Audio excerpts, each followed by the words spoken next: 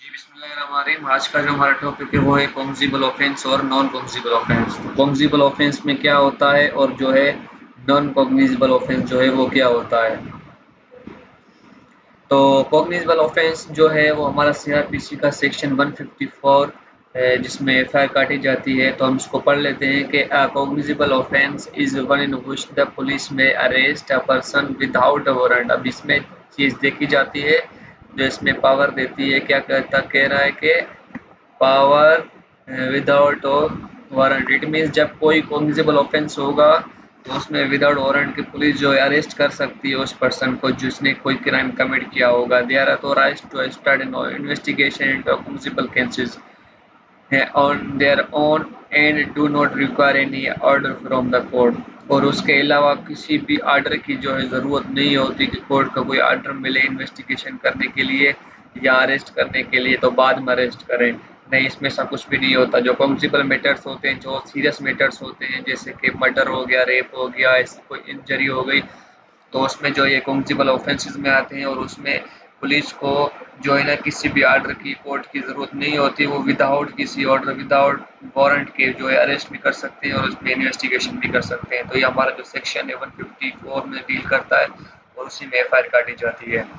अब इसको non कॉन्सिबल offence को पढ़ लेते हैं कि नॉन कॉन्सिबल ऑफेंस में एक यहाँ पे एक चीज़ लिखी जाती है कि investigation authority can not arrest. ठीक है, इन्वेस्टिगेशन अथॉरिटी उसके अलावा ये can not arrest an accused without any warrant.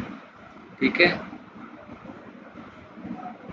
तो इसमें जो फ़र्क है ज़्यादातर कॉग्निजिबल और नॉन कॉग्निजिबल में ये इतना फ़र्क है कि जो कॉग्निजिबल ऑफेंसेस होते हैं वो सीरियस मैटर होते हैं, ज़ाहिर बात है, तो उसमें इन्वेस्टिगेशन और अरेस्ट जो है विदाउट वारंट कर सकते हैं।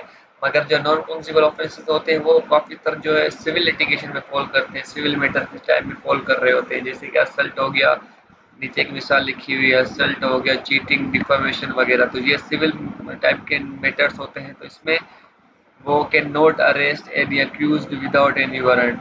जब तक उसके पास कोई कोर्ट का वारंट, कोई ऑर्डर नहीं होगा, तब तक वो इन्वेस्टिगेशन या जो है वो अरेस्ट नहीं कर सकता। इन्वेस्टिगेशन कर सकता है, हो सकता है, क्योंकि अगर कोई भी ऐसा जो है ना नॉन कॉग्निजिबल मैटर है तो उसमें हो सकता है वो इन्वेस्टिगेशन के ड्यूरिंग कोई ऐसा ऑफेंस निकाल डाले, कोई ऐसी चीज़ निकाल जिसमें क्राइम कमिट हुआ हो, तो इसके लिए वो इन्वेस्टिगेशन कर सकता है। बाकी जो है विदाउट वारंट के वो अक्यूज्ड को अरेस्ट नहीं कर सकता। तो ऐसे जो जो लेस सीरियस होते हैं, नॉन सीरियस मैटर्स होते हैं, वो नॉन कॉग्निजिबल ऑफेंस होते हैं। तो इसमें जैसे कंप्लेन होती है ये 155 सेक्शन सीआरपीसी के तहत होती है।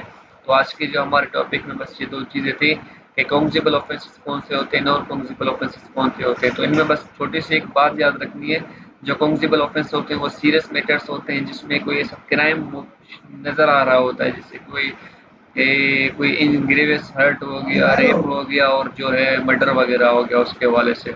बाकी जो है नॉन कॉग्निजिबल ऑफेंसेस में ऐसा होता है कि less serious non serious matters होते हैं। तो उसमें जैसे असल चीटिंग, डिफॉर्मेशन, मतलब ऐसे जो सिविल लिटिगेशन में फाल कर रहे हो, तो वो मैटर्स नॉन कॉग्निजिबल ऑफेंस में आते हैं। तो इसमें एफआईआर वगैरह नहीं काटी जाती और अरेस्ट वगैरह नहीं किया जाता। जस्ट कंप्लेन जो है ना वो दर्ज करके वो जो है माजिस्ट्रेट के पास भेजी जाती है।